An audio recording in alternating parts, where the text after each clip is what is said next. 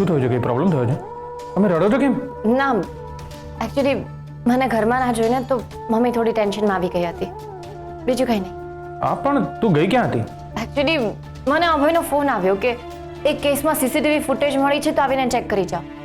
તો હું બહુ જ આમ ઉતાવળમાં ભાગી, એટલે ઉતાવળમાં ફોન લેવાનું પણ રહી ગયું. બરાબર છે, પણ ઘરમાં કોઈને કહીને તો જવું જોઈએ ને. હા રાઈટ, સોરી, ઉતાવળમાં ધ્યાન જ ના રહ્યું.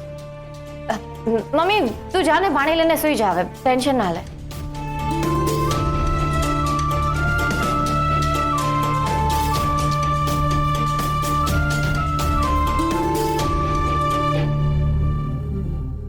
કેસર, સાચે જ મમ્મીને કોઈ પ્રોબ્લેમ નથી થયો ને? ના, મેં કહ્યું ને, મમ્મીએ એકચ્યુઅલી મને ઘરમાં ના જોઈ તો એને ટેન્શન આવી ગયું. મેં તો એને કહ્યું કે તું અહીંયા છે એટલે તને ખબર પડી, બાકી મારી તો ડ્યુટી જ એવી છે કે ઘણી વખત રાત્રે 3-4 વાગે પણ અચાનક જવું પડે. ચાલો ને હવે આપણે પણ સુઈ જઈએ, મને બહુ ઊંઘ આવે છે, હું થાકી ગઈ છું. ચાલો.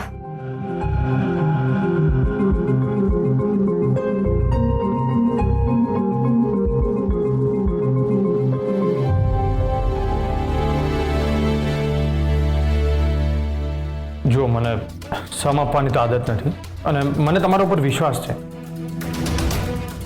પણ સાચે જ કોઈ પ્રોબ્લેમ નથી થવાનો.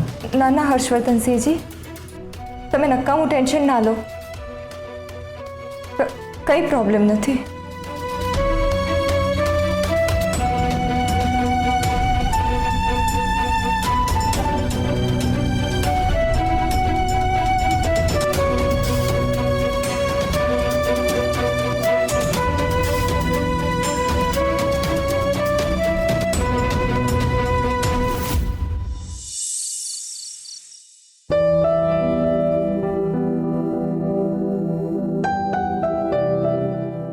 કે સર, હું ખાલી સરકારી અધિકારી છું એટલે આ ફોટોસ લગાવે છે એવું નથી.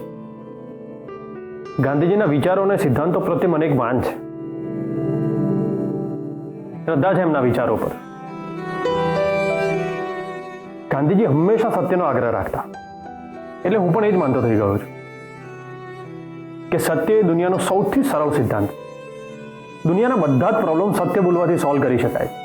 સત્ય શુદ્ધ છે, નિર્મળ છે, અને એટલે જ હું પણ હંમેશા સત્યનો આગ્રહ કરતો આવ્યો છું. ના ક્યારે ખોટું બોલ્યો છું કે ના ક્યારે ખોટું સહન કર્યું છે. કે સર હોઈ ગઈ? મારા ફોજદારના સપના જોઉં છું.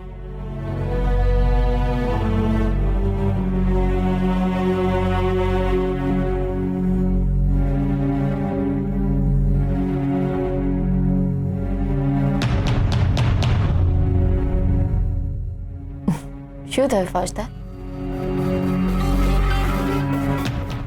કે સર, મારે તારી સાથે વાત કરવી છે. હા તો બોલો ને. કે સર, જ્યારથી આપણે એકબીજાને ઓળખીએ છીએ ત્યારથી હું હંમેશા એક જ વાત કહેતો આવ્યો કે સત્ય મારા માટે શ્વાસ છે.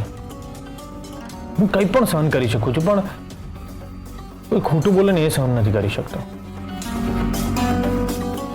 તું પણ એટલી વાર મારી સાથે ખોટું બોલી છે, એટલી વાર હું તારી પર ગુસ્સે થયો છું. કોઈક વાર તારું જૂઠાણું યોગ્ય હતું, પણ ક્યારેક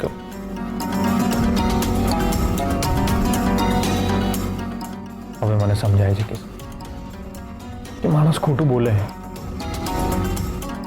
ઇનફેક્ટ કોઈક વાર એને ખોટું બોલવું પડતું હોય છે અથવા બોલાઈ જાય છે, કારણ કે સામે પરિસ્થિતિ જેવી હોય છે. કદાચ ખોટું બોલીને એટલું નુકસાન નહીં થતું હોય જેટલું સાચું બોલીને થતું હશે. એટલે હું જો ને તારા જ લોજિક તને સમજાવું છું, અને હવે મને સમજાઈ ગયું છે કે સાચું બોલીને સામેવાળાને દુઃખી કરવા કરતા ખોટું બોલવાનો પર્યાય વધારે યોગ્ય લાગે. કે સર, આપણા બંનેની લાઈફમાં છે ને ગમે ત્યારે જો એવી પરિસ્થિતિ આવે કે આપણે બંને એકબીજા સાથે ખોટું બોલવું પડે અથવા તો ખોટું બોલાઈ ગયું હોય તો આપણે એને ઇગ્નોર કરીશું. તને આશ્ચર્ય થતું હશે કે હંમેશા સત્યનો આગ્રહ રાખનાર વ્યક્તિ આજે આજે આ બધી વાત કરી રહ્યો હતો અને ઘણું વિચાર્યા પછી હું તને આ બધું કહી રહ્યો છું. પહેલા કેસર કોઈ પણ વ્યક્તિ ખોટું બોલતો ને તો હું એને ગુનેગાર સમજતો હતો, પણ હવે હું બદલાઈ ગયો. ઇનફેક્ટ એવું કહી શકાય કે આ બધી બાબતોમાં હું થોડો વધારે મેચ્યોર થઈ ગયો હતો. સર, માણસ સામે એવી પરિસ્થિતિ આવે છે કે એની ગમે એટલી ઈચ્છા હોય પણ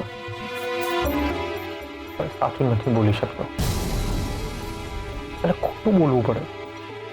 બીજું એ કોઈ ઓપ્શન જ નથી રહી શકતો. હું પણ ક્યાં અડધી રાત્રે આ બધી વાતો કરવા બેઠો. ચલો તું સુઈ જા. સોરી, તો મારે તને આવું બધું કહેવું હતું ને એટલે. સોરી, તું સુઈ જા.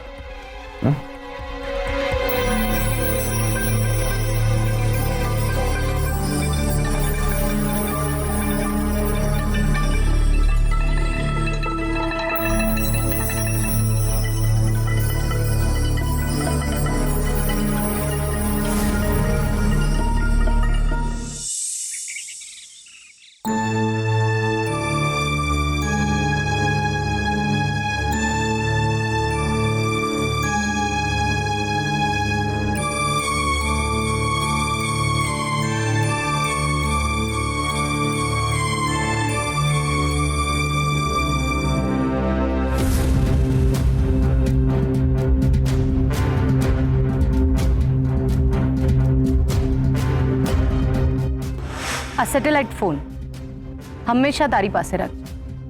હવેથી તારા મોબાઈલ પરથી મેસેજ, કોલ, વોઇસ કોલ અને વિડીયો કોલ કંઈ જ ના કરતું. હવે આપણું જે પણ કમ્યુનિકેશન થશે એ આના પરથી જ થશે.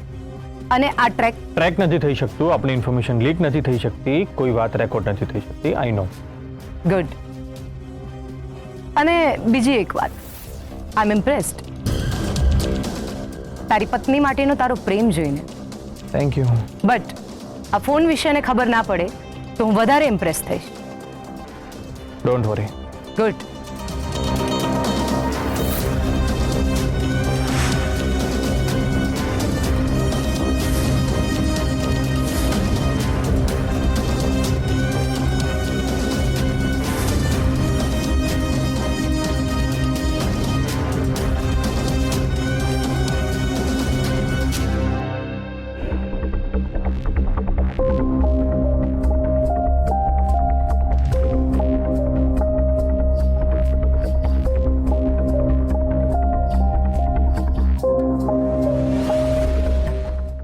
ભાઈ,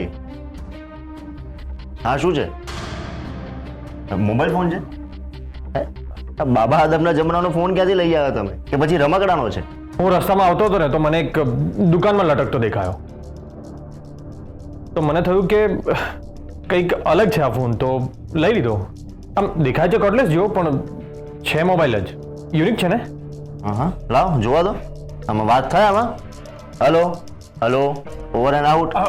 અરે તું જે વાત કરવા આવ્યો વાત કર ને, પછી આડીવાળી વાતો કરીશ અને ભૂલી જઈશ કે શું કામે આવ્યો તો. બોલ. અરે ભાઈ, હું તો આ બુક આપવા આવ્યો હતો તમને. અને હા, ફરી બીજી કોઈ આવી બુક હોય ને તો મને આપજો. હા સારું.